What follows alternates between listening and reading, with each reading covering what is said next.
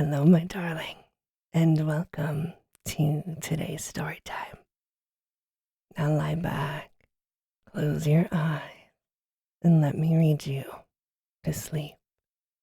And now, on with our story time. Letter to Donald Wandre. My dreams occasionally approached the fantastical in character, though falling somewhat short of coherence.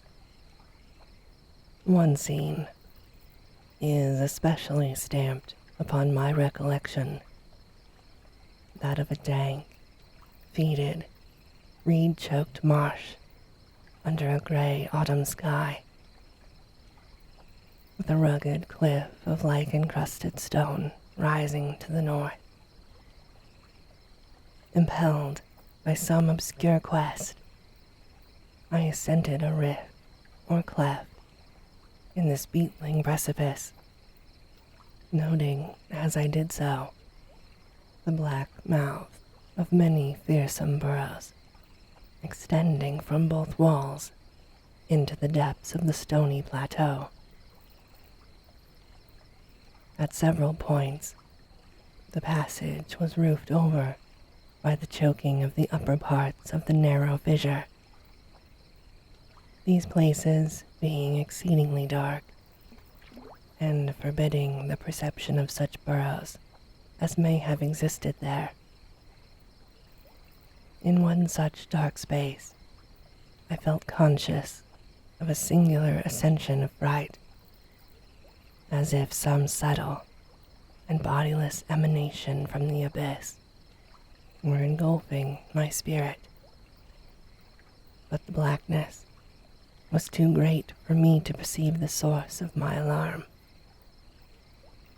At length, I emerged upon a tableland of moss-grown rock and scanty soil, lit up by a faint moonlight, which had replaced the expiring orb of day.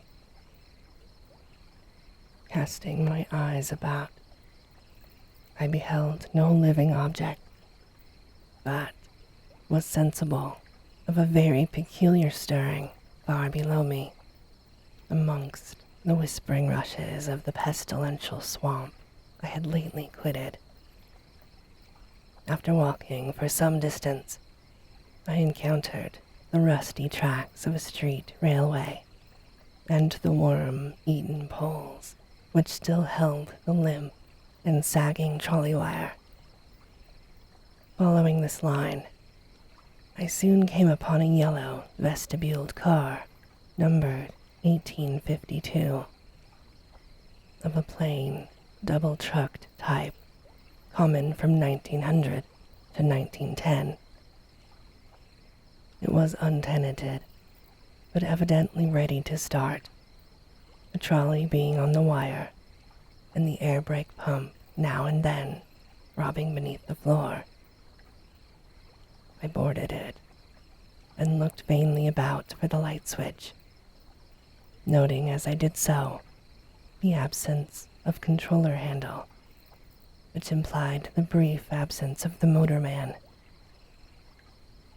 Then I sat down in one of the cross streets toward the middle, waiting for the arrival of the crew and the starting of the vehicle.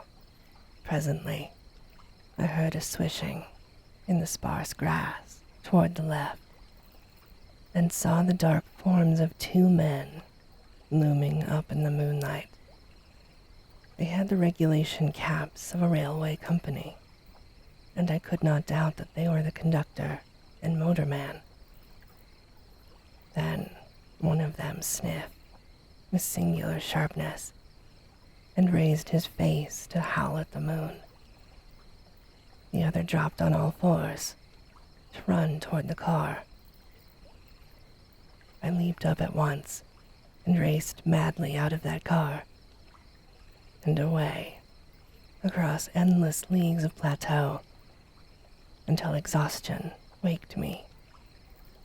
Doing this not because the conductor had dropped on all fours, but because the face of the motorman was a mere white cone, tapering to one blood-red tentacle.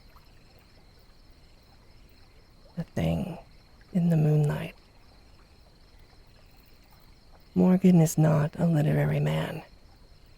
In fact, he cannot speak English with any degree of coherency. That is what makes me wonder about the words he wrote, though others have laughed. He was alone the evening it happened. Suddenly, an unconquerable urge to write came over him, and, taking pen in hand, he wrote the following. My name is Howard Phillips. I live at 66 College Street in Providence, Rhode Island. On November 24th, 1927, for I know not even what the year may be now, I fell asleep and dreamed. Since when, I have been unable to awaken. I was aware that I only dreamed, but the very awareness was not pleasant. Since that fearful night, I have prayed only for awakening. It has not come. Instead, I have found myself an inhabitant of this terrible dream world. That first night gave way to dawn, and I wandered aimlessly over the lonely swamplands. When night came, I still wandered, hoping for awakening. But suddenly, I parted the weeds and saw before me the ancient railway car. And to one side, the cone-faced thing lifted its head, and in the streaming moonlight, howled strangely. It has been the same each day. Night takes me always to that place of horror. I have tried not moving with the coming of nightfall, but I must walk in my slumber, for always I awaken with the thing of dread howling before me in the pale moonlight, and I turn and flee madly. God, when will I awaken? That is what Morgan wrote. I would go to 66 College Street in Providence, but I fear for what I might find there. And this, my darling, ends our story time for today. As always, I hope that you have very sweet and creepy dreams.